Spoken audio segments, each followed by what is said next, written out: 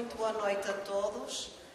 Estamos aqui para a quarta mesa deste congresso, intitulada A Península Ibérica em Questão.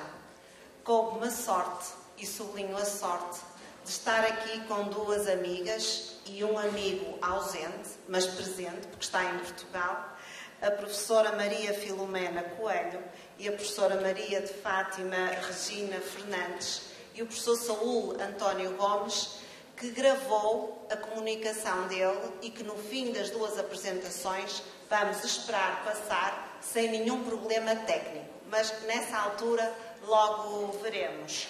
Vamos começar por ouvir a intervenção da professora Maria Filomena Coelho, que é graduada em História pela Universidade de Brasília e que fez o seu doutoramento na Universidade Complutense de Madrid.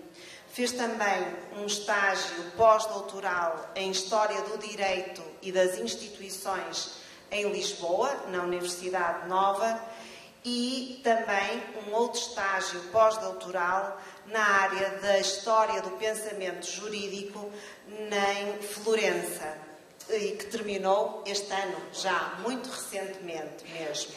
Atualmente é professora adjunta 4 do Departamento de História da Universidade de Brasília e do Programa de Pós-Graduação em História e compartilha a coordenação do Programa de Estudos Medievais da sua universidade. Os principais temas da sua pesquisa são a história do poder e da justiça ibérica medieval, lógicas da tradição ibérica e o monacato medieval ibérico. É autora de inúmeros trabalhos e que me dispenso de estar aqui a listar e temos todos muito interesse em ouvir o que nos traz hoje. Obrigada, professora Paula. Cumpre agradecer, obviamente, à organização e ao convite generoso que me fizeram as professoras Renata e Armênia, que juntamente com um time desta organização fabulosa são o coração do evento, né? Então, quero agradecer o convite. Dizer que é um prazer dividir a mesa com a professora Fátima Regina Fernandes, que é uma referência já icônica na nossa área, e com o professor Saúl, porque já que a professora Paula lembrou que o Saúl estará entre nós, então não vou deixar de dizer que é um prazer dividir a mesa. O trabalho que eu trago aqui hoje, enfim, esta reflexão, como disse a professora Paula, é o resultado de um resultado parcial, sei lá, enfim, uma pesquisa nunca está terminada, mas esta já vai um pouco avançada. Então, é a oportunidade de trazer o resultado desse pós-doutorado que eu acabo de fazer e que, com uma certa expectativa também de algumas questões que vocês possam colocar ao final, que me ajudem a avançar também. Enfim, propor uma reflexão sobre a experiência política do conceito que me proponho aqui hoje a discutir, jurisdictio ou jurisdição, para sermos mais rápidos, entre os séculos XII e XIII, significa recorrer aos registros que a história legou e cuja autoria frequentemente atribui-se a juristas.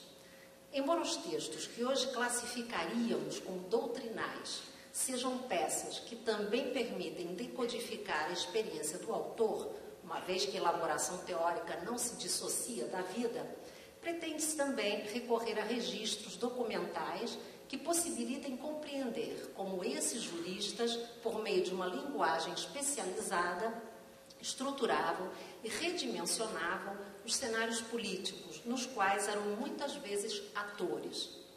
Não se trata de pôr à prova a coerência dos juristas entre aquilo que pensaram e escreveram num plano teórico e aquilo a que as circunstâncias políticas os teriam obrigado.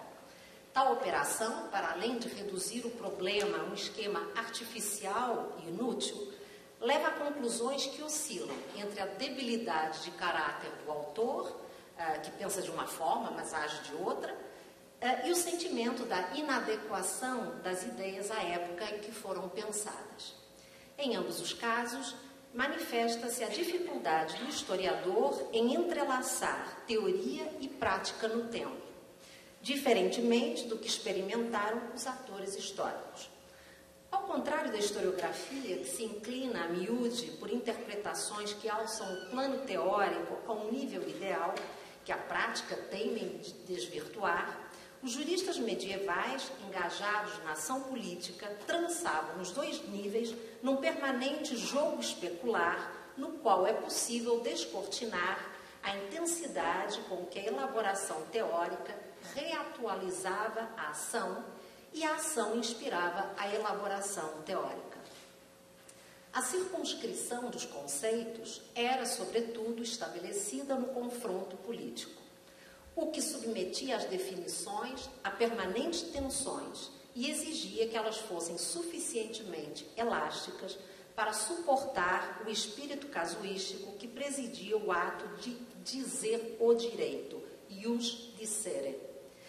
Os alicerces abstratos que fundavam os conceitos eram vivificados pela experiência que, aos olhos de hoje, se reduz a uma aparência de instabilidade institucional e de contradições jurídicas.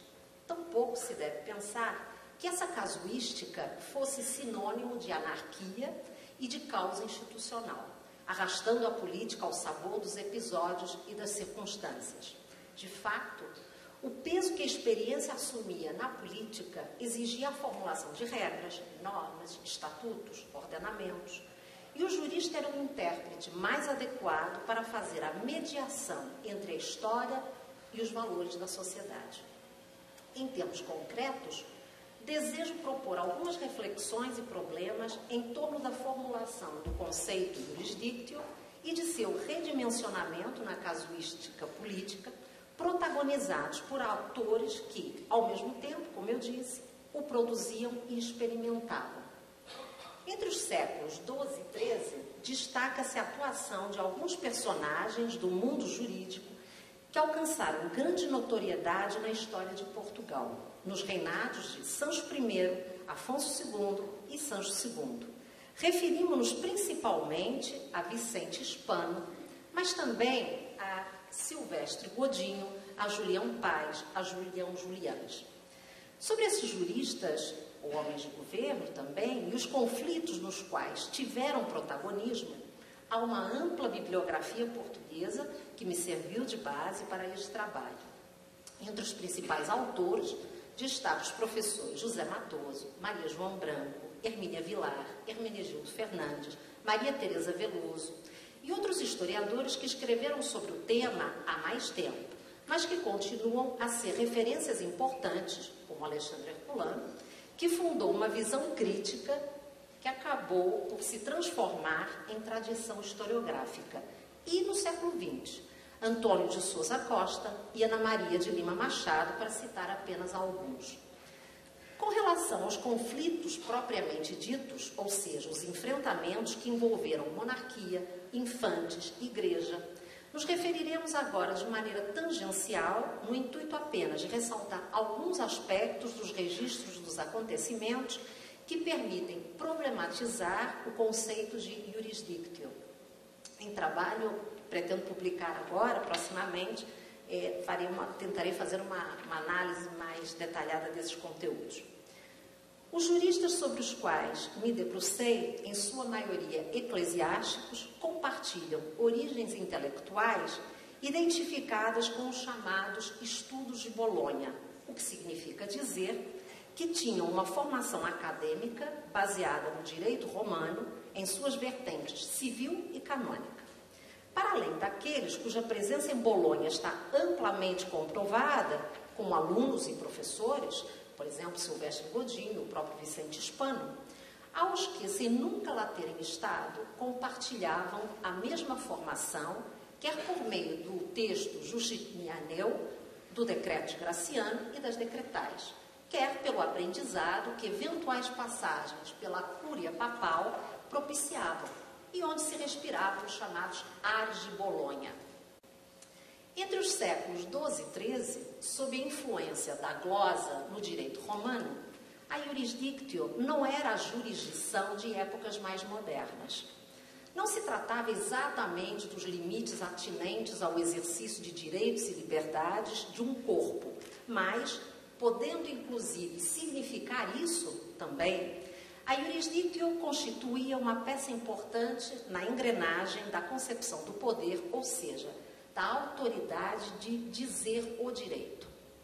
O próprio verbo, dizer, que se incrusta na palavra, remete para uma característica importante do conceito, fundada na longa tradição da justiça romana.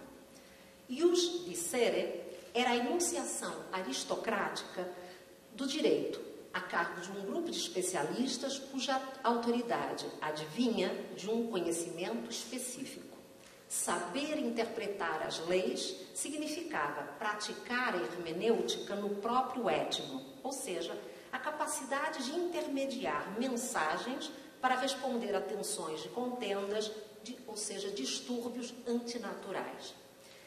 O direito aplicava-se como se pertencesse à ordem da imanência, entendida numa dimensão naturalista pela qual existia, sem decisiva interferência externa.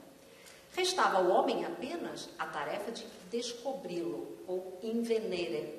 Os juristas descobrem, porque existe na natureza, o direito das coisas, o direito que a natureza dita. Para o tema que nos interessa de perto aqui hoje, a tarefa que Justiniano encarregou a Triboniano no século VI de compilar aquilo que lhe parecesse mais significativo e útil do pensamento jurídico dos antigos romanos, teve como resultado a obra referencial obrigatória com grande fortuna no Ocidente, aquela que viria a ser conhecida mais tarde como Corpus Iuris Civilis. Tratava-se de um monumento à justiça, resultado de uma metodologia que descontextualizou os responsa de alguns antigos jurisconsultos para reconfigurá-los de maneira a oferecer aos magistrados um depósito de saber para referir seus atos de dizer o direito. Assim, tanto os critérios de seleção dos estratos escolhidos por Triboniano, quanto os objetivos a que se destinavam, desautorizam a considerá-los na perspectiva de códigos fundados no princípio da totalidade e da completitude, submetendo a circunstância à norma. Quando, muito tempo depois, no século XI, Matilda de Canossa encomendou a Irnério um trabalho de renovação dos livros legais, este levou a cabo uma reconstrução da obra de Justiniano a partir de vários manuscritos que haviam sobrevivido, operando também, por sua vez, uma seleção. A dispersão da obra ao longo da Alta Idade Média deveu-se, talvez, à falta de conexão entre aquilo que se conseguia depreender de seu conteúdo, que exigia erudição e treinamento, e as necessidades do cotidiano. O estudo de Bolonha, do qual Irnério é referência primordial, fundou o método da glosa, ou anotação, que permitia esclarecer as contradições que o texto justinianeu apresentava. Recorre-se ao cânone bíblico exegético, que possibilitava resolver as aparentes incongruências por meio das distinctiones, o que significa que o texto, tal como a divindade, nunca está errado. São os leitores que precisam ser esclarecidos sobre o seu conteúdo. Posteriormente, a Curcio, que no século XIII produziu a glosa mais completa, a Magna, entendia a interpretatio como ato essencial para adaptar o conteúdo do texto legal e fazê-lo funcionar, acrescentando e estendendo a outros casos. Fazer interpolações e acréscimos aos textos originais, bem como realizar supressões, tinha por objetivo afirmar e promover uma ideia ou proceder a tal adaptação que a Curcio defendia. De resto, essa era uma prática imemorial no campo da justiça e que garantia a atualização da tradição. Irnério foi o primeiro a recuperar o termo jurisdictio do léxico jurídico romano, para resolver controvérsias, esclarecendo a casuística por meio do direito e defini-lo como um poder vinculado à necessidade de dizer, pronunciar o direito e de estabelecer equidade.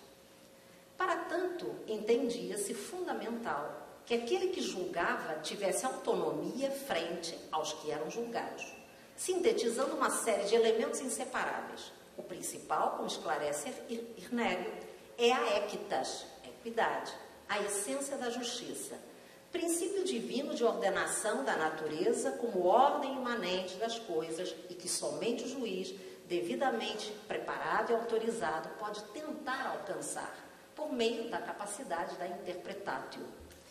Esta permite identificar as injustiças e fazer a mediação entre a norma e os fatos, no ato da jurisdictio, que se opera no tempo e no lugar em que se corrigem as injustiças e se restaura a equidade. No momento em que se diz o direito, o juiz recompõe a diversidade dos fatos na unidade da origem, restaurando a convergência entre as partes ou as coisas. Para Azzo, depois no século XIII, jurisdictio funciona como um meio entre a equitas e condere legem, possibilitando conduzir a cada momento a distinção e precedência entre as normas. É pela declinação latina de jurisdictio que se compreende a experiência do conceito, ou seja, pela forma como dizer o direito conecta palavras e coisas. Como ato de poder, jurisdictio significa apreender, se não mesmo compreender, os sujeitos na sua incontornável historicidade, criaturas apanhadas num mundo de fatos concretos cujo sentido clama por equidade. Os fatos, em suas concretitudes e circunstâncias, carregam em si a equidade, embora oculta, que somente poderá ser desvendada e interpretada pelas regras jurídicas, que atribuirão aos fatos significados vocabulares com a intenção de afastar o perigo do caos factual. A realidade não aparece como plena e objetiva em si mesma, pois depende do mediador que a qualifica por meio de instrumentos linguísticos que garantem uma interpretação criteriosa. A linguagem constitui-se, então, em validação, em modelo, como fruto de uma lógica cristã que deduz a realidade de um processo de poder legitimado. Entretanto, os fatos não perdem importância em sua singularidade histórica, sobretudo para dobrar a rigidez do strictum ius, estabelecendo um vínculo estreito entre equidade e realidade. A singularidade dos fatos pode até mesmo levar o juiz à decisão de não aplicar a lei ou de preencher seus silêncios, justamente para preservar a equidade e a salvação da República Cristiana. No julgamento desses fatos, as referências explícitas aos textos jurídicos eram o resultado de um ato, então, de interpretatio, devidamente apoiado pela ideia de equidade e pelo costume, o que terminava por elevar esses mesmos fatos à fonte de direito. Neste sentido, é óbvia a importância da experiência para os juristas, não como sintoma oculto aos próprios atores a ser desvendado pelo historiador, mas como elemento intrínseco da concepção jurídica que eles operavam de forma consciente e criativa. O direito fraguava-se na experiência. O conceito em sua narrativa escrita estava repleto de história, embora também fosse invocado como referência de autoridade, cuja principal virtude se assentava na fixidez e na imutabilidade. Muito mais do que reflexo, as interferências de um no outro provocavam inesgotáveis transformações de compreensão, mediadas pelas operações de seleção e de interpretação e das estratégias adotadas pelos atores no tempo. Embora as definições fossem, ao mesmo tempo, frágeis, porque mutáveis, eram também duradouras, porque encerravam um significado modelar de aparência eterna. Assim, para o historiador, muito mais profícuo do que dizer o que era jurisdictio é tentar compreender como essa imagem medieval estruturante do poder político é descrita em sua historicidade, acompanhando de perto as decisões tomadas pelos atores na confluência das ações com os textos. É nessa perspectiva que coloco os juristas que citei no início. Eles são parte do processo que institui o poder político dos reis e de cuja dinâmica se constata que as instituições foram construídas concomitantemente pelo pensamento e pela experiência. A recepção do direito comum romano-canônico nos ordenamentos civis deve ser considerada nas perspectivas de iure e de fato, ao mesmo tempo. Embora os ordenamentos ibéricos, sobretudo a partir do século XIII, pretendessem estabelecer uma hierarquia que privilegiasse o direito do reino em detrimento do direito comum, o fato é que a influência da escola de Bolonha estava a tal ponto incrustada na cultura jurídica que as referências ao corpus iuris, bem como as glosas dos grandes mestres bolonheses, eram constantes. É também dessa influência que se deduz a maneira como os juristas entre os séculos XII e XIII souberam criar um espaço próprio assentado na sua capacidade técnica de oferecer instrumentos que harmonizavam e uniformizavam procedimentos, práticas, sistemas, rituais e simbologias do poder monárquico. No espírito de Bolonha, harmonizar e uniformizar apontavam para significados que sublinhavam o caráter jurídico plural dessas elaborações. A harmonia e uniformização nos planos teórico e prático, perseguidas como objetivo amplamente declarado, não supunham a eliminação do que hoje chamaríamos contradições. Como vimos, a lógica do poder e da justiça obedecia à dinâmica casuística e, neste sentido, os responsáveis por estruturar o poder tratavam de elaborar instrumentos que oferecessem àqueles que o exerciam um amplo leque de referências e de jurisprudência para atender às mais diversas demandas e necessidades, de forma a munir o governante de um aparato de legitimidade no qual fundamentar as decisões. De resto, tanto em Bolonha como no Reino de Portugal, os juristas eram homens de seu tempo, patrocinavam e ou inseriam-se em redes de fidelidades, as quais, por exemplo, se materializavam na capacidade de influenciar diretamente a distribuição de cargos na chancelaria régia, chegando até mesmo a instituir práticas hereditárias dentro da mesma família, como no caso do famoso chanceler Julião. Um grupo de pressão instalado na Cúria Régia, com agenda própria e uma clientela e parentela que dependiam da posição que eles ocupavam junto ao rei. A posição de proximidade ao rei era traduzida em benefícios devidamente direcionados a alimentar essas redes, que adquiriam configurações variadas, segundo, inclusive, as circunstâncias políticas. Mas, tal como aponta Maria João Branco, identificam-se nessas redes geografias políticas comuns, como estudos de Bolonha, a Cúria Papal, Cabidos, Bispados, Cúria Régia. O peso desses juristas era redimensionado pelos contatos que tinham no cenário político português e que se evidenciava pelos laços que ostentavam nas dioceses do reino. Portanto, me parece importante sublinhar que o papel dos juristas não pode ser reduzido a apenas um saber técnico e neutro colocado a serviço da monarquia, mas antes a um papel cujo sentido só pode ser compreendido historicamente depois de reconstruídas as conexões que atavam esses agentes em cenários mais amplos. Novamente interessa ressaltar o protagonismo que a jurisdição assume no discurso que traduz e explica os conflitos. As disputas entre os poderosos ganham força por meio do recurso a uma linguagem especializada, com reconhecida autoridade, que reconfigura a aparência e a identidade dos personagens em luta, dando-lhes uma dimensão que os eleva acima de suas circunstâncias pessoais. Os confrontos por meio da linguagem jurisdicional são, ao mesmo tempo, pessoais e institucionais. A monarquia e o reino por um lado, a cleresia e a igreja por outro, constituem os papéis principais à disposição da aristocracia cristã no teatro político. Entretanto, os interesses que os atores dos conflitos defendem embora anunciados e legitimados por meio da linguagem jurisdicional, eram fruto das respectivas posições no complicado xadrez político, no qual o laico e o eclesiástico apareciam misturados.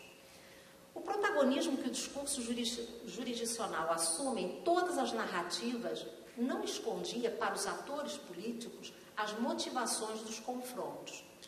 O fato é que todos esses casos que emaranham cenários e atores eclesiásticos e laicos desenrolam-se com forte protagonismo das armas jurídicas que disparam acusações de cunho jurisdicional.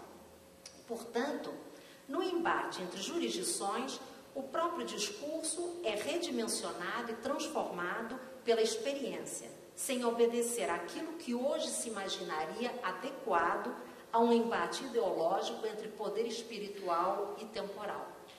Os conflitos eram fruto de disputas entre grupos com diversas composições, mas politicamente revitalizados por meio da linguagem do confronto jurisdicional. Os especialistas nessa linguagem, claro, eram juristas, e tal como atesta a história que atravessa os reinados dessa época, sua atuação tinha uma eficácia que operava num cenário muito mais amplo do que o de outros atores.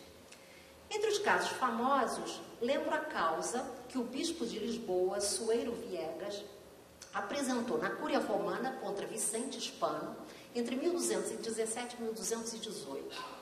Este, Vicente Hispano, era acusado de ter abusado de suas prerrogativas no cabildo da sé de Lisboa, e o bispo justificava o recurso à justiça do Papa pelo fato de Mestre Vicente ser protegido do rei e, portanto, não se sentir obrigado a acatar as censuras de seu prelado.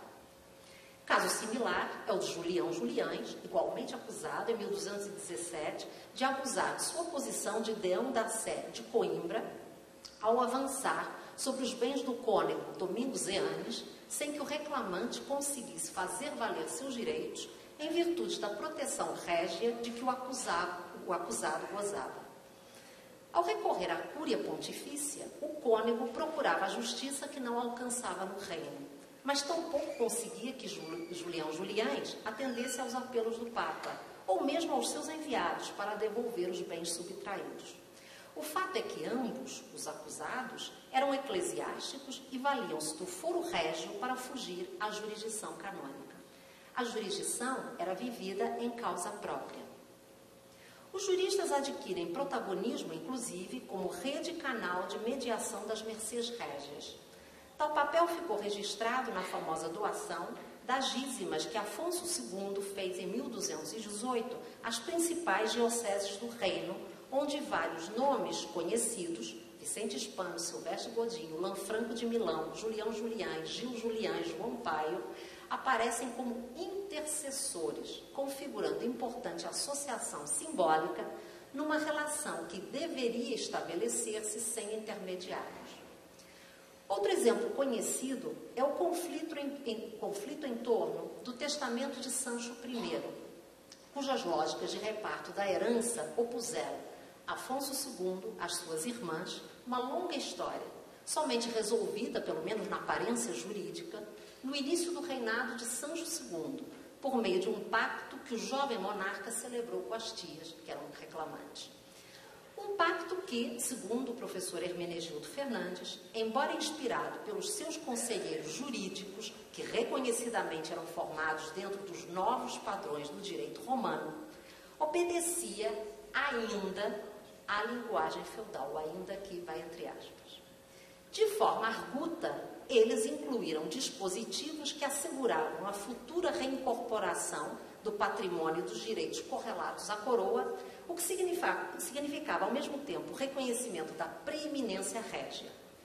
Entretanto, para o autor, o professor Hermenegildo Fernandes, as soluções jurídicas propostas por esses conselheiros não devem ser entendidas como estranhas ou opostas àquela mentalidade, como se constituíssem exemplo da luta do nascente ordenamento estatal e romanista contra o ordenamento feudal, ou como se a clareza linear da formulação jurídica tivesse dificuldades em conviver com velhas práticas e com uma estrutura social já ultrapassada. Sobre essa interpretação, eu gostaria de pontuar que as estratégias empregadas na redação do documento, muito provavelmente oriundas da experiência jurídica desses conselheiros, mais do que revelar conteúdos doutrinais romanistas, mostram um instinto de sobrevivência política, que também o há, né?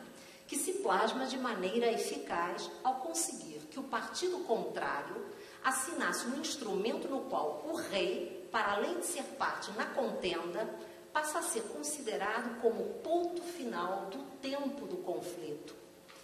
A própria trajetória política desses juristas dá mostras que as ideias oriundas de Bolonha, identificadas com a elaboração abstrata de um rei representante da res pública, conviviam perfeitamente e potencializavam a concepção do dominus rex.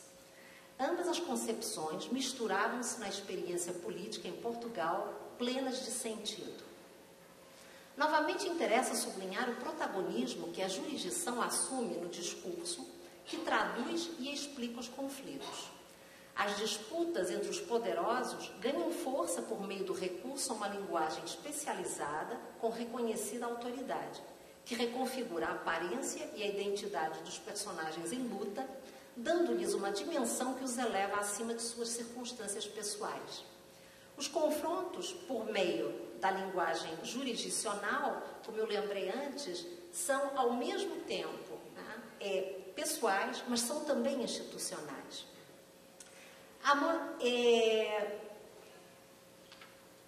Outro aspecto importante reside nas implicações que a decisão de submeter os conflitos a um juiz que se localiza fora do cenário imediato dos fatos, para que diga o direito, como a recorrente solicitação que neste sentido se faz ao Papa, me parece fundamental. Para o período que nos ocupa, as bulas emitidas pelo Pontífice, por exemplo, revelam que, em determinado momento, em Roma, se pensava que o comportamento condenável dos reis portugueses devia-se aos conselheiros e à maneira como iam configurando o modelo do poder régio em Portugal. Lembramos que a condição desses homens e a situação descrita pelo papado permite ir além das aparências e desdobramentos de uma suposta ambivalência entre o claro espiritual e o temporal. Embora a tipologia do documento seja pontifícia, portanto eclesiástica, não impede de descobrir nas palavras do Papa um conteúdo que revela o lado da contenda política a qual ele aderiu. Não se tratava de defender de maneira abstrata princípios jurisdicionais, mas de lançar mão de um discurso que, por meio da autoridade das chaves, pretendia traduzir o emaranhado dos fatos e dar legitimidade à posição daqueles que solicitavam a sua intermediação.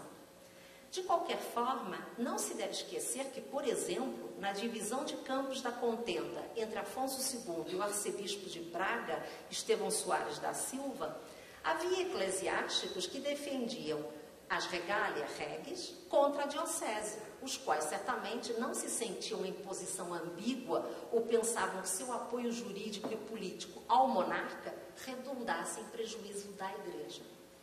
Eles eram, ao mesmo tempo, eclesiásticos e conselheiros régios, uma mistura natural na perspectiva daqueles que compunham a aristocracia cristã. Servir à Igreja e à monarquia configurava o papel mais completo a que se poderia aspirar na concepção da República Cristiana. A realização política do modelo, em suas manifestações conflituosas, não apontava para a inadequação da presença eclesiástica no âmbito do poder, mas para comportamentos inadequados de indivíduos no exercício de suas funções, a depender do lado que analisava o caso, evidentemente se pronunciava sobre o caso. A participação ativa desses eclesiásticos nas instâncias de poder não era fruto, me parece, de um realismo político, que diante de condições adversas os obrigava a assumir funções que os afastavam do ideal da Igreja. Decidir se eles estavam do lado da Igreja ou da coroa parece uma questão um pouco afeita ao contexto. O protagonismo que o discurso jurisdicional assume em todas as narrativas não escondia para os atores políticos as motivações dos confrontos.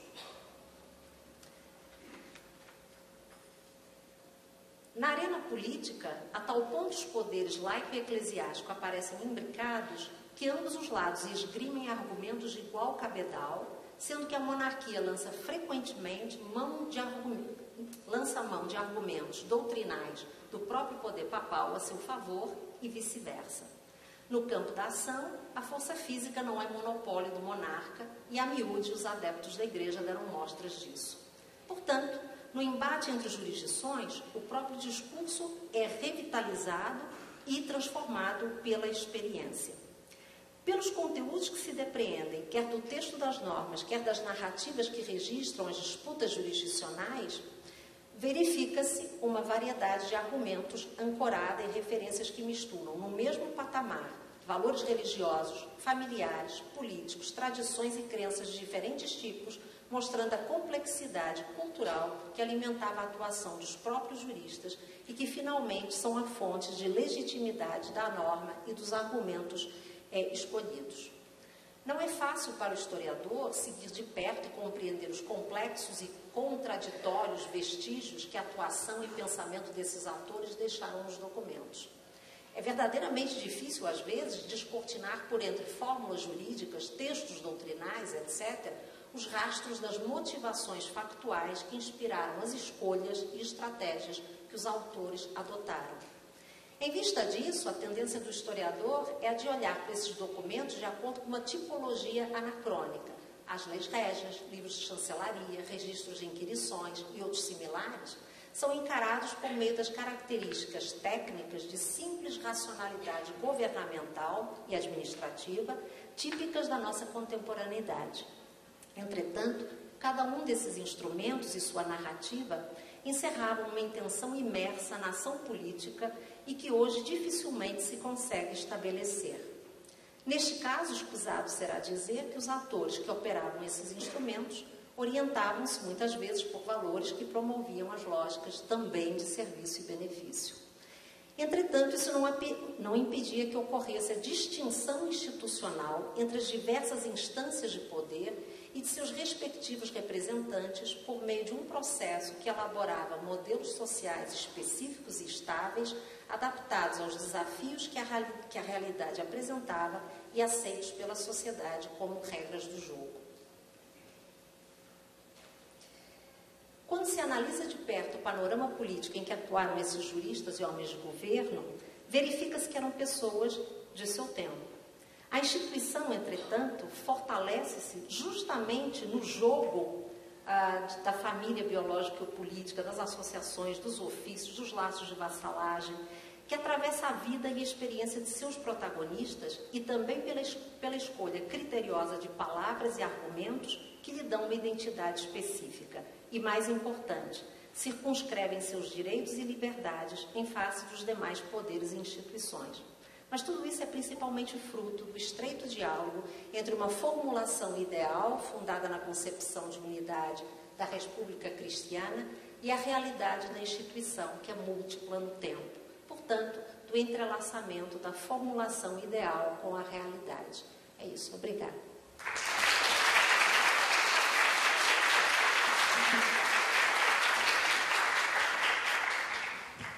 Muito obrigada, professora Maria Filomena. Eu penso que podemos deixar para o final o debate e passamos de seguida para a professora Fátima Regina Fernandes, que é professora titular de História Medieval desde o ano passado, do Departamento e Programa de História da Universidade Federal do Paraná, onde é professora desde 1998. A professora Fátima Regina fez a graduação e o doutoramento no Porto, e aqui posso acrescentar, na minha faculdade, portanto conhecemos-nos há muitos anos, e fez um mestrado em História Medieval, em História Antiga e Medieval, na Universidade Federal do Rio de Janeiro. Atualmente é PQ2 do CNPq e consultora ad hoc da CAPES, da CNPq e da FAPESP. É membro fundador do Núcleo de Estudos Mediterrâneos, UNEMED, da sua universidade, a Universidade Federal do Paraná. Tem experiência na área da História, em especial na área da História Medieval, e tem como temas principais de pesquisa a prosopografia medieval, a história das instituições e a história do poder. E tal como a conferencista anterior, é titular de numeroso currículo que agora não cabe aqui especificar, cabe-nos apenas ouvir o que nos traz hoje.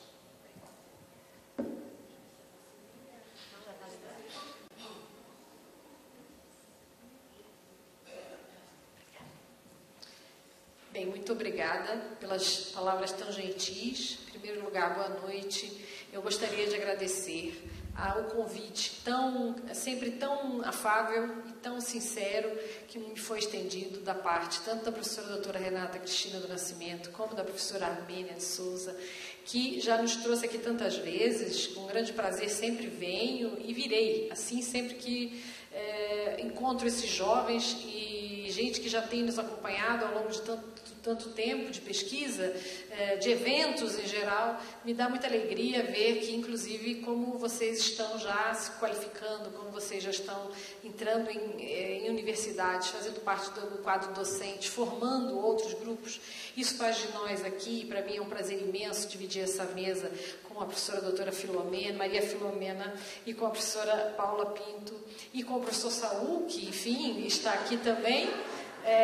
Todos três muito amigos meus, de várias situações distintas, porém eu acho que todos nós partilhamos sempre a ideia de que, se o nosso papel fundamental será a formação de quadros, quando nós vemos jovens tão promissores, professores e investigadores tão promissores, nós ficamos contentes e felizes porque sentimos que, de certa maneira, o nosso trabalho vai sendo realizado, né? Desde os mais jovens até aqueles já não tão jovens, aqueles que já estão, né, tão próximos uns. E eu acho que a área de história antiga e medieval ela tem esse diferencial, né? Nós somos pouco competitivos, mas ao mesmo tempo somos muito esforçados. Temos uma solidariedade de grupo muito forte, falando a medievalista que trabalha com relações de poder. Então, eu sinto que isso é um diferencial positivo, né? E eu agradeço por isso, esse acolhimento que sempre nos foi estendido aqui. Muito obrigada pela atenção, tentarei ser breve. Eu hoje vos trago aqui um trabalho que vai envolver mais a minha linha prosopográfica, né? Então, eu escolhi trabalhar hoje com alguns casos que vão de Inês de Castro a Leonor Teles, papéis femininos em análise na Península Ibérica medieval.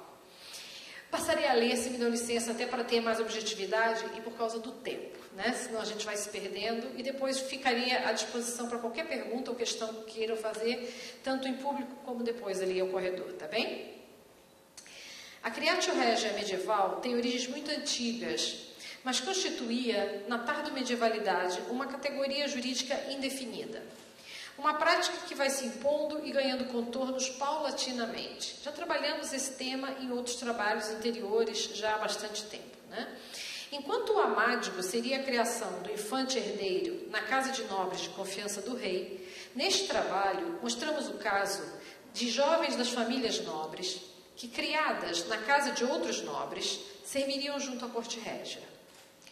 Demonstrando um trânsito sociopolítico desde a mais tenra infância destas protagonistas da condição de aias da casa régia. Quem tem minimamente contato comigo sabe que essa questão dos trânsitos são um tema que tem me preocupado, né, que tem me tocado, me chegado a partir da análise das fontes, e isso a gente tem, parece que é um tema que deve ser um pouquinho mais aprofundado. Então, toda a pesquisa que faço, geralmente eu fico mais sensível a essa questão de como esses trânsitos, as motivações dos trânsitos, por que as pessoas vão de um lado ao outro, qual é a natureza desse movimento, se é voluntário, se não é, se ele é funcional ou não, etc.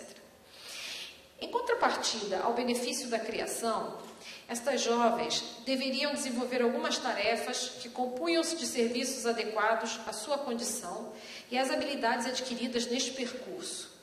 Jovens nobres de estratos menos privilegiados da nobreza, criadas junto a senhores de maior estirpe que a sua, de origem, cabendo a seus benfeitores a tarefa de introduzi-las nas altas esferas do poder, e quanto maior a sua projeção desses benfeitores, maiores as potencialidades das jovens. Essas jovens que já tinham sido criadas fora de suas casas familiares, em geral seriam envolvidas em outra mobilidade que chamaremos de funcional. a qual, em muitos casos, tornava-se definitiva. As relações políticas intrínsecas à figura das infantas, que concretizariam as alianças entre os reinos, moveriam também estas mulheres que acompanhavam, nos bastidores, o desenrolar da política internacional. E, por vezes, eram chamadas a testemunhar sobre casos de casamentos secretos, nascimentos e mortes dos filhos da nobreza e realeza, dentre muitos outros assuntos de interesse da cúpula do poder. Tarefas que envolviam um alto grau de dedicação e que implicavam no desenvolvimento de habilidades específicas, como o aprendizado de outras línguas e da ética que envolvia a formação desses jovens governantes. Interessa-nos destacar os condicionalismos que envolvem este tipo de serviço.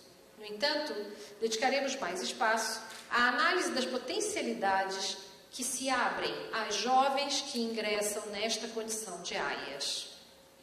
A nossa metodologia de pesquisa é de base prosopográfica, o que nos leva a considerar as trajetórias de representantes nobiliárquicas deste grupo funcional. Por tratar-se de individualidades que pertencem a contextos diferenciados, ainda que todas medievais e ibéricas, devemos incluir na análise dados contextuais que permitam ao leitor, no caso ao ouvinte, localizar nosso recorte. Como não podia deixar de faltar nos meus trabalhos uma árvore genealógica, só para variar, não é? É porque, para mim, na verdade, isso é instrumento, né? É a partir daí que nós entendemos muito dessas relações. Iniciamos, então, o nosso estudo com Inês de Castro, uma das figuras mais emblemáticas da tradição medieval portuguesa. Na verdade, sua origem é castelhana, filha natural de Pedro Fernandes de Castro, castelhano criado em Portugal, que, no entanto, acabaria por tornar-se um epígono de Afonso XI. Inês seria criada na casa de outra individualidade da corte de Afonso XI, João Afonso de Albuquerque, seu primo, de cuja mãe era aia. Quando João Afonso de Albuquerque é incumbido da tarefa de conduzir a infanta castelhana Constança Manuel ao reino português, onde se casaria com o infante Pedro, Inês de Castro segue na comitiva já como aia da futura rainha de Portugal. Um trânsito que prevê uma ascensão para Inês de Castro, que de aia de nobres passaria a aia de uma rainha. A sua deslocação poderia ser entendida como um transtorno aos olhos de hoje, mas implicaria, na verdade, numa ampliação enorme do horizonte de expectativas de uma jovem filha ilegítima da casa dos Castro. De um modo geral, a transferência para uma corte régia era sempre benéfica para a aia, pois dentre um vasto universo de jovens preparadas e disponíveis, a seleção de Inês de Castro para acompanhar a infanta na comitiva e na sua nova corte era já a partir de um fator de promoção. As qualidades físicas certamente seriam um dos critérios, e neste ponto, a acreditarmos nos cronistas, Inês de Castro ultrapassava em muito os requisitos mínimos exigidos. Qualificações que, com certeza, facilitariam a sua ascensão no ambiente cortesão. No que diz respeito à natureza das funções, seriam análogas às que já eram exercidas no seu reino de origem, ainda que houvesse maior rigor no cerimonial régio. De resto, deveria acompanhar e servir a futura rainha antes do casamento, garantindo seu bem-estar e integridade física e moral. Ovensais de menor escalão, da própria corte que acolhia a infanta, deveriam servi-la no que respeita à alimentação, mas era a aia que a auxiliava a se vestir, dormia no mesmo aposento, fazia-lhe companhia nas atividades lúdicas e nos passeios e deslocações. Tornava-se, em muitos casos, sua confidente e, quando fosse chegado o momento, acompanhava os partos e os primeiros cuidados dos infantes recém-nascidos, assessorando as parteiras e amas. A aia gravitava num ambiente pleno de potencialidades matrimoniais e o casamento era o principal objeto de contrapartida do exercício desta função. Ainda que sua condição de residente da corte não se alterasse mesmo depois de casada. Em muitos casos, a oportunidade que mais se oferecia era a de amante ou barrigã de um nobre e mesmo do rei, e seria este o caso de Inês de Castro, pedindo desculpas aqui ao professor Saúl, que é coimbrão. E a Marcela Lopes Frazão, enfim. A ironia contida na situação de ter acompanhado aquela que se tornaria esposa do infante Pedro de Portugal e depois tornar-se sua amante, parece, à primeira vista, fruto de uma armadilha do destino.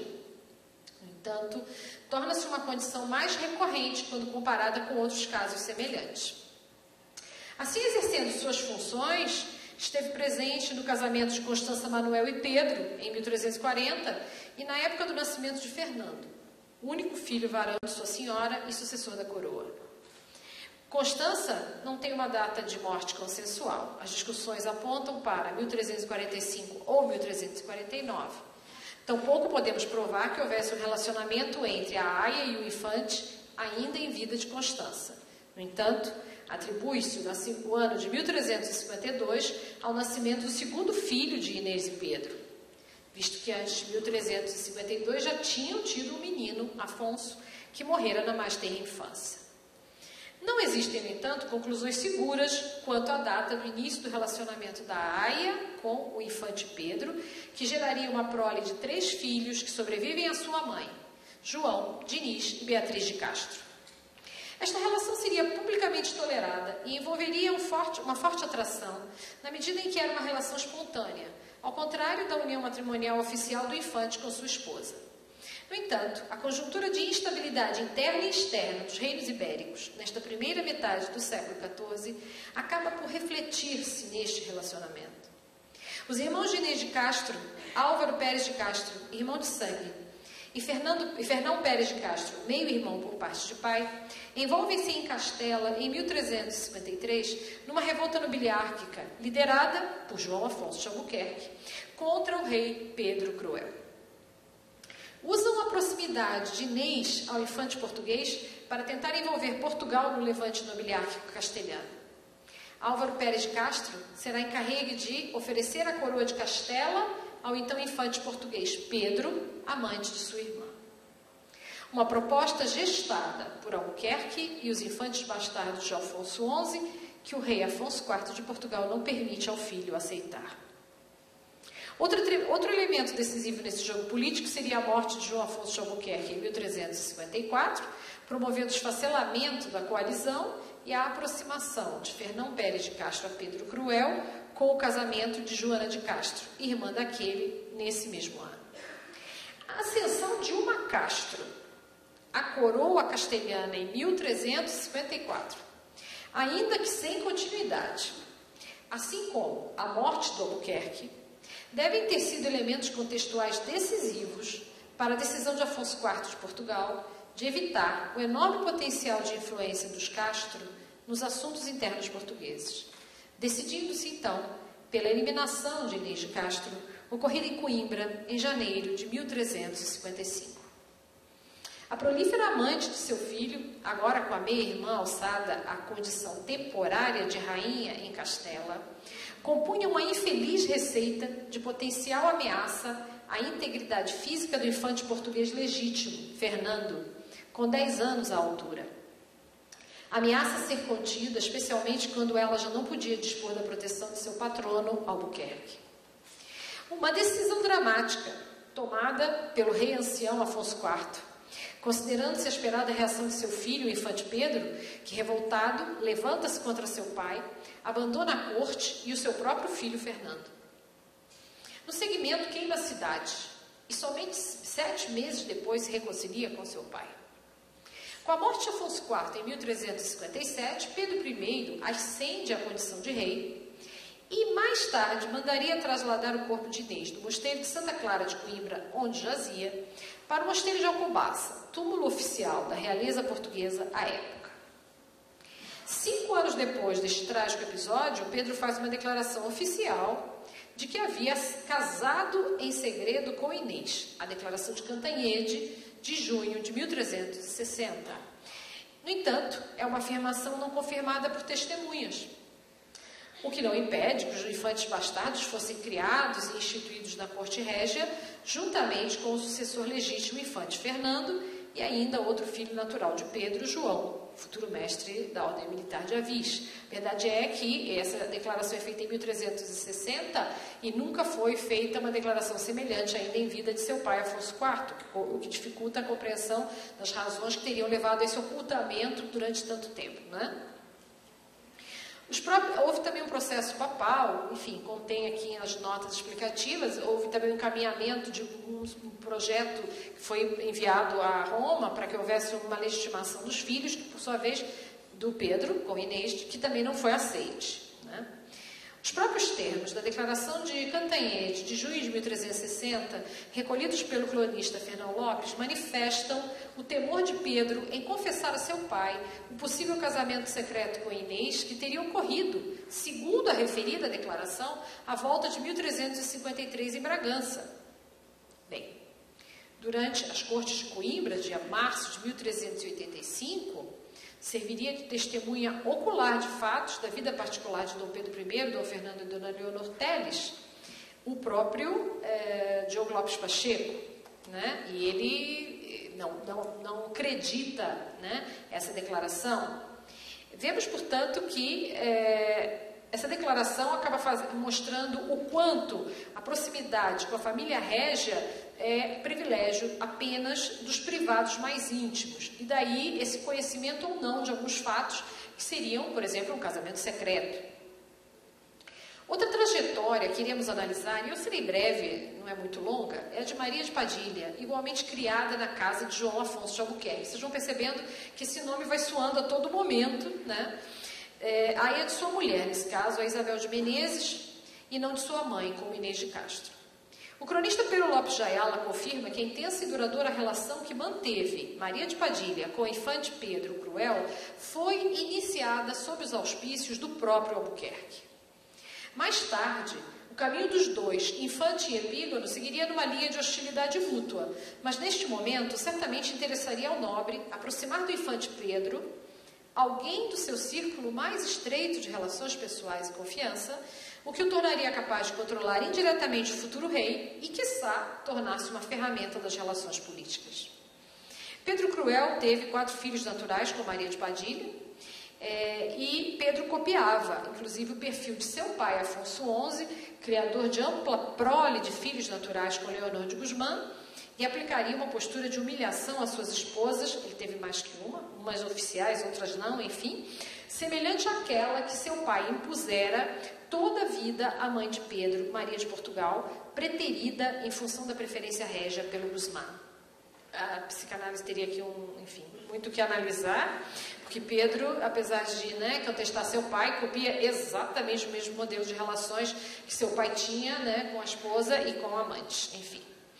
Pedro também, por razões políticas, assim procede com Branca de Bourbon, rainha desprezada, e com Joana de Castro, pretensa rainha, em detrimento de Maria de Padilha. É quando da morte desta em Sevilha, em julho de 1361, tal como Inês de Castro seria jurada e reconhecida como rainha depois de morta. Pedro Cruel faria ainda, tal e qual seu homônimo português, uma declaração oficial nas Cortes de Sevilha de 1362, onde afirma ter sido casado com Maria de Padilha, obrigando por isso os nobres a reconhecerem o seu primogênito Afonso como herdeiro legítimo do reino de Castela. Uma criança que não chegou a alçar o trono, morreu ainda criança. Na mesma ocasião, o corpo de Maria de Padilha seria, tal como o de Inês, trasladado, nesse caso do convento de Santa Clara de Tudílio, onde jazia, para a Capela dos Reis em Santa Maria de Sevilha. Maria de Padilha, tal como Inês, teria sua prole estabelecida desde cedo, através de casamentos com a Casa Régia inglesa, uniões que reforçavam as alianças anglo-castelhanas. Desempenhariam o papel de infantes legítimos, e quando as condições políticas os colocam em perigo de vida, Pedro Cruel os protegeria como filhos e continuadores da sua dinastia. Assim, suas filhas alimentariam focos de concorrência à coroa castelhana Trastâmara, mas tal como os filhos de Inês, não passariam de opções secundárias na política de Castela e Portugal, respectivamente. Assim como vimos, João Afonso de Albuquerque, ao morrer em 1354, vencido em suas propostas de controle da corte castelhana, deixaria um legado de agentes femininas, chamemos-lhe assim, de forte influência junto aos reis português e castelhano.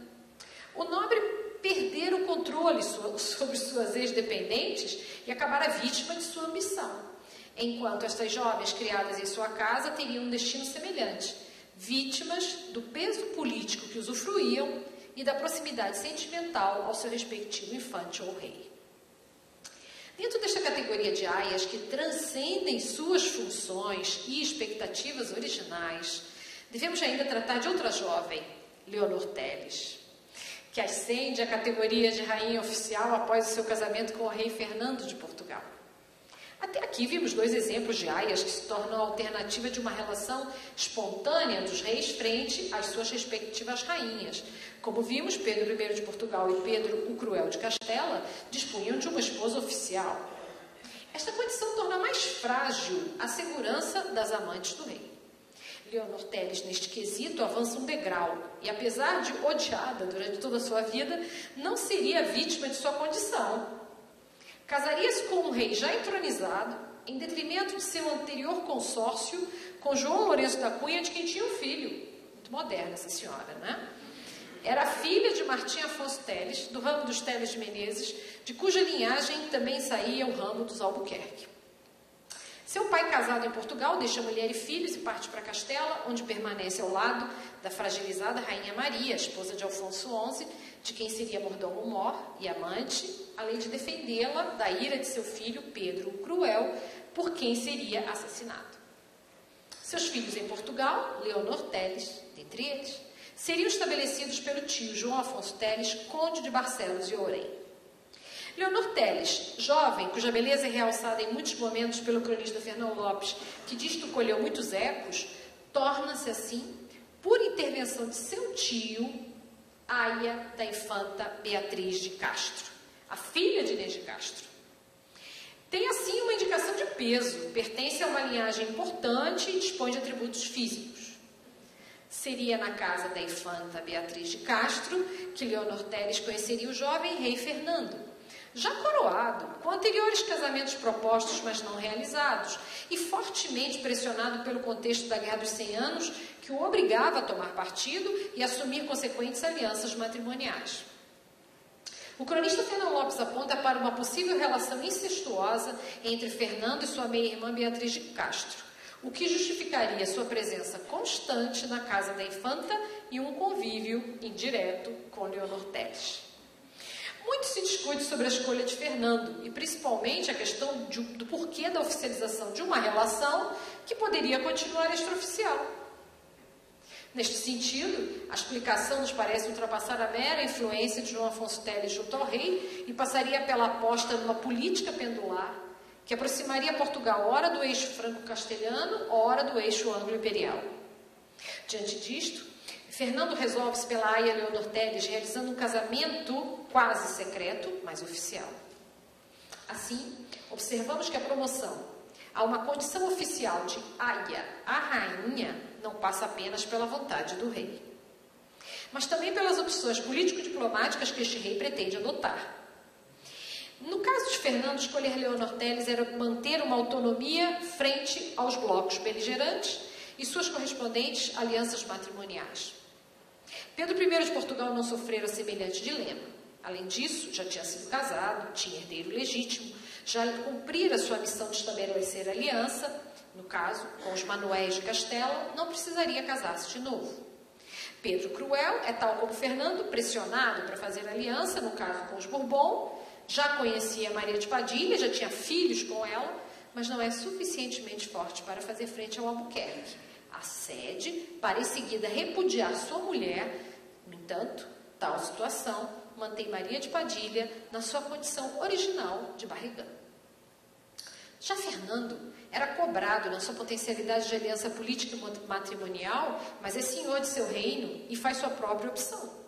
E Leonor Teles fica, assim, ao abrigo da oficialidade de sua função de rainha, representante indireta, mas oficial dos interesses da coroa, enquanto Inês e Maria de Padilha representam, com seus descendentes, focos de concorrência à corte régia.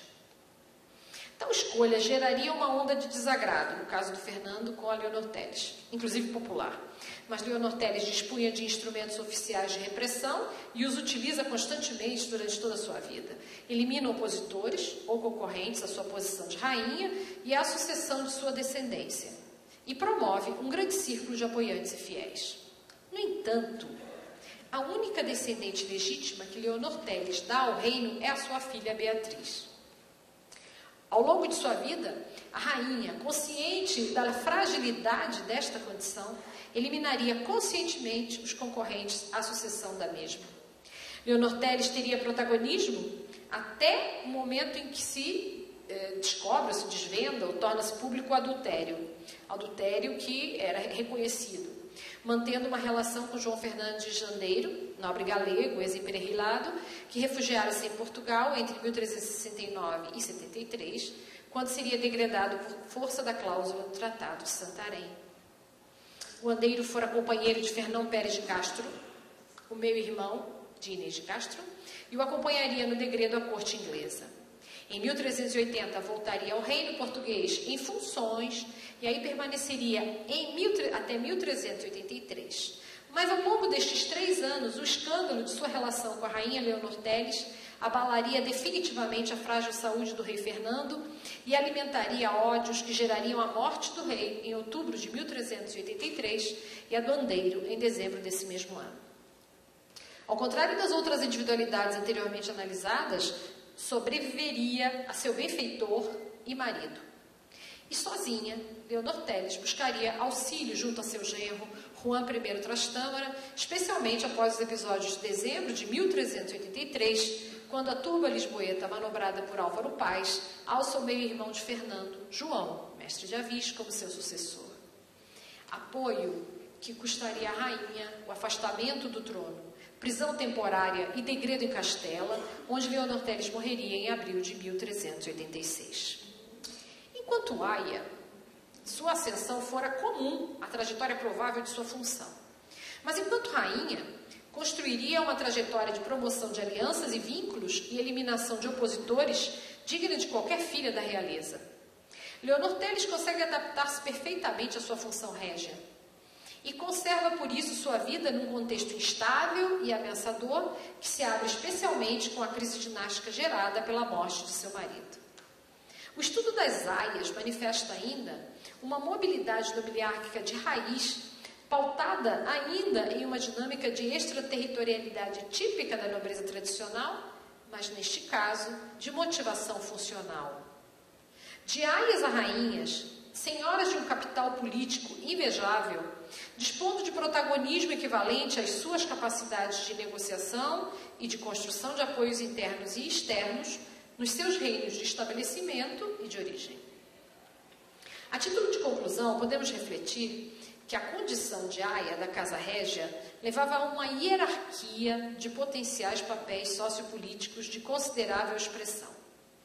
Casamento com um nobre mais destacado que o da sua linhagem, barrigã régia ou mesmo rainha, caminho de ascensão sociopolítica na corte. Percebe-se também que as cortes régias peninsulares da Baixa Idade Média aglutinavam cada vez mais as expectativas dos seus vassalos e representavam um grande espaço de referência de poder dos reinos. E os reis, por sua vez, constituem a maior fonte de concessão de bens, benefícios e meios de estabelecimento da sociedade política como um todo. Assim, as aias dependiam de boas referências para progredir, e o auge desta progressão seria fazer parte da corte dos reis, onde poderiam chegar a exercer o papel político de uma rainha ou amante de um rei, com todos os benefícios e riscos que isto envolvia. Daí que as vinculações pessoais e linhagísticas conduzissem essas trajetórias das aias, desde o destino de criação até a seleção para compor comitivas na corte régia. A contrapartida seria o benefício do Criador e a geração de uma teia de fidelidade que fortaleceria as estruturas familiares, geradoras de novas potenciais aias régias, amantes ou mesmo rainhas. Assim, ter demonstrado que o estudo das aias nos levou a mergulhar num universo restrito, mas pleno de interações pessoais e familiares, onde tratamos trajetórias de individualidades fortemente entrelaçadas entre si. Nesse sentido, é flagrante a constância das referências a João Afonso de Albuquerque e, mais uma vez, confirma-se o enorme potencial de ação desta figura excepcional, tanto em Castela como em Portugal.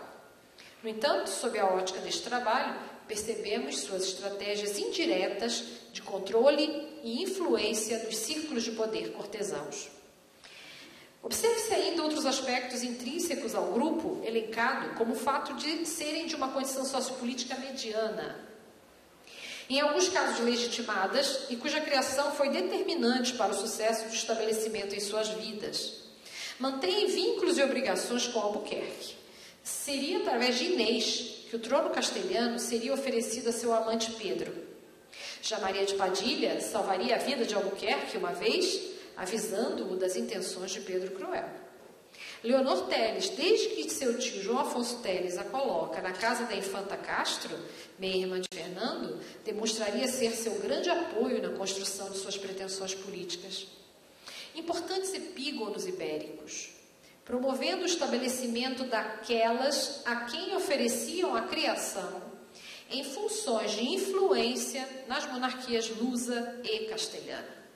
As suas atribuições seriam, nos casos analisados, em muito ultrapassadas, e o diferencial de sua sobrevivência passaria ainda pela força de seus apoiantes. A morte de Albuquerque enfraqueceria a posição de Inês, e no caso de Leonor Teles, seu tio, longevo e perene no poder, serviria de sustentáculo em inúmeros momentos de instabilidade e oposição à sua ascensão e manutenção junto ao rei português. No que diferem? A força dessas mulheres estava naquilo que elas representavam, a potencial influência de uma autoridade estrangeira no reino de instalação. No entanto, seriam questionadas por fontes distintas. Inês era temida pela corte portuguesa por sua potencial influência castelhana, representada pela proximidade de seu irmão à facção do Albuquerque. Deixaria, no entanto, 3 filhos, os infantes Castro, que após a morte do rei, constituiriam importante cabedal de oposição ao mestre de Avis na sucessão régia. Já Leonor Teles é questionada pela raia miúda de Lisboa e das municipalidades em geral, a qual responde com enorme violência. Na corte, os filhos da falecida Inês de Castro seriam fonte de hostilidade por medo da concorrência de projeção em relação aos Teles. Leonor eficientemente eliminaria todos seus opositores, mesmo da corte, através de estratégias várias, que iriam desde tentativas de assassinato até densas tramas que redundariam na expulsão dos mesmos do reino português. Seu ponto fraco? A ausência de prole varonil, que garantiria a manutenção de sua facção no poder. Diferem ainda nas representações que delas se fazem posteriormente. Leonor Teles, na voz de Fernão Lopes, seria apresentada às gerações futuras como a Leivosa, a Lavradora de Vênus, isso é ótimo, a Lavradora de Vênus eu acho ótimo, a causadora de todos os males e da quebra dinástica de Borgonha. O sorriso da Filomena, encandecido. Já Inês de Castro, vítima inocente, que teria sido desenterrada e colocada no trono, onde os nobres seriam obrigados a realizar o beijamão da rainha defunta.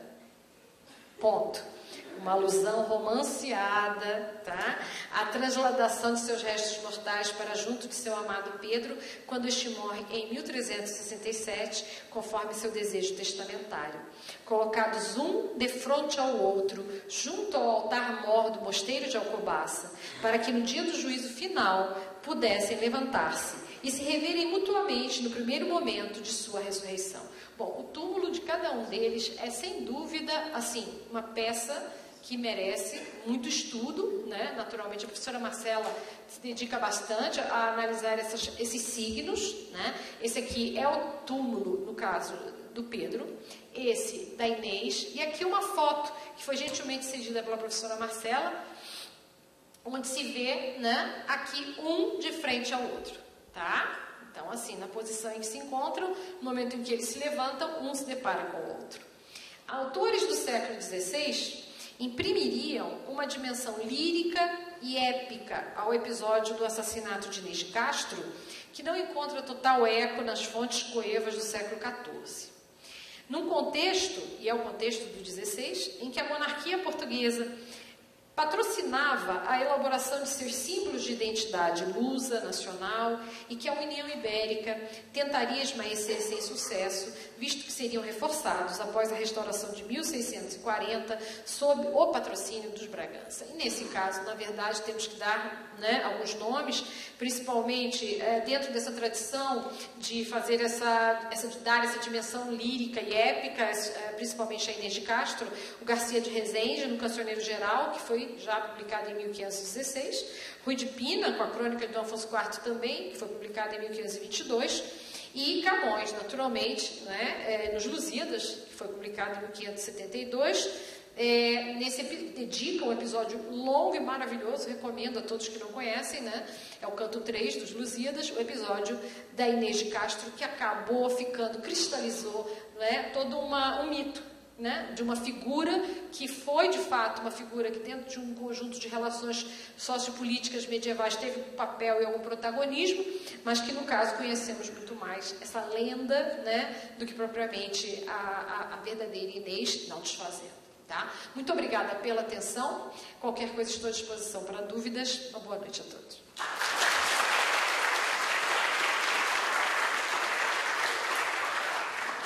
Muito obrigada, professora Fátima Regina. Passamos de uma intervenção mais institucional para uma intervenção que mexeu aqui com muita gente, que ainda tem muito que nos dizer. Agora vamos passar para uma parte mais difícil ainda. Vamos contar com a colaboração técnica aqui do vídeo que vamos ver.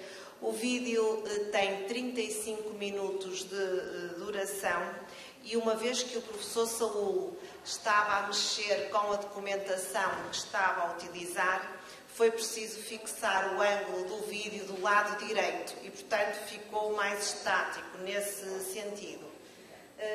Aqui os senhores também tiveram que fazer uma pequenina edição do vídeo, o que lhe tirou qualidade, porque se não fizessem esta edição, o vídeo seria muito longo e não o poderíamos ver.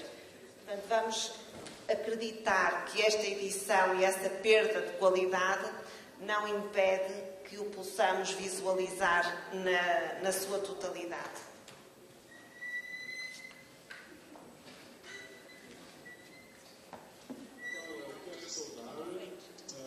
Organização do Congresso, particularmente saúdo a professora Amélia, a professora Regina, a professora Renata, todos os colegas envolvidos e um abraço de Coimbra para todo o mundo. Pergunto se alguém, então, tem alguma questão a colocar às duas intervenientes, à professora Maria Filomena Coelho e à professora Fátima Regina Fernandes. Temos ali. Sobre o assunto, eu tive lendo alguns documentos sobre a história de Portugal na Antiguidade Tardia, que dizia que havia um certo período da história portuguesa onde havia uma série de reinados de viúvas. Eu queria saber se, da professora Fátima, se o comportamento dessas viúvas na Antiguidade Tardia meio que, como os portugueses são muito ligados a essa questão da história, principalmente nos séculos que se seguiram até mais ou menos 1715, se isso realmente influenciou no comportamento dessa jurisdição que surgiu sobre essas mulheres em si.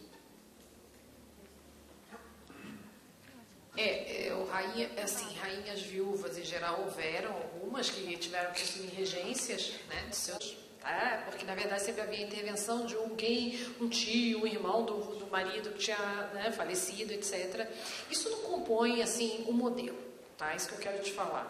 Na verdade, a gente pretende entender é mais até desgeneralizar essa ideia de que havia, por exemplo, uma relação apenas, vamos dizer assim, esporádica entre um rei, que foi um caso ou outro. Não, isso era meio recorrente. Assim, o que eu quis explorar aqui nesse caso é de que maneira, por exemplo, exercendo uma determinada função, que era uma função, com teria algumas atribuições definidas, essa função acabaria se propondo ou sendo um trampolim para essas jovens para terem, digamos, uma projeção maior e até o que elas traziam de potencialidade já em função de serem encaminhadas por X ou por Y pessoas. Então, assim, na verdade, o conjunto que a gente gosta de analisar com mais pertinência é as relações de poder, né? Então, essas relações de poder que transitam, claro que não entre todo o reino de Portugal, assim, mas entre a sociedade política, que seria, digamos, os indivíduos que teriam uma participação mais direta na governação, e também nós entendermos que uma coisa é o relato da história, né, a narrativa, a construção dessa história, e aquilo que realmente a gente tem que filtrar como elemento, né? Então, assim, não vamos compor a partir de um relato como uma história de Portugal mais tradicional, não vamos nos ater, por exemplo, a elementos que possam dizer que as rainhas eram desse tipo, ou as rainhas viúvas eram daquele tipo, ou, entende? Então, é muito difícil a gente querer imaginar que por exemplo, que existiriam modelos ideais de perfeição total e que elas impactavam diretamente nessa população e, por outro lado, também de mulheres desvirtuadas, diríamos assim, que também, por sua vez, comporiam um determinado modelo de mulher, entende? Então, assim, a gente tem que problematizar tudo isso muito mais do que encontrar essas pontes muito diretas. Não sei se respondi. Obrigado. Bom, boa noite novamente. Tinha cumprimentado as professoras, gostei muito da fala das duas, obviamente, como sempre. Mas minha pergunta hoje é para a Maria Filomena, porque o tema muito me agrada. Eu começo minha baliza cronológica justamente aí, né? Na minha pesquisa. Pois é, Estevão Soares da Silva, né, o arcebispo. No reinado de Afonso II, ele está dissociado da monarquia portuguesa e ele se exila em Leão, né, na corte de Afonso IX. Aí, quando Sancho II assume, ele vem e compõe a cúria de Sancho II e, digamos que ele ajuda a costurar esse acordo com as tias, né, Sancha, Branca, Teresa.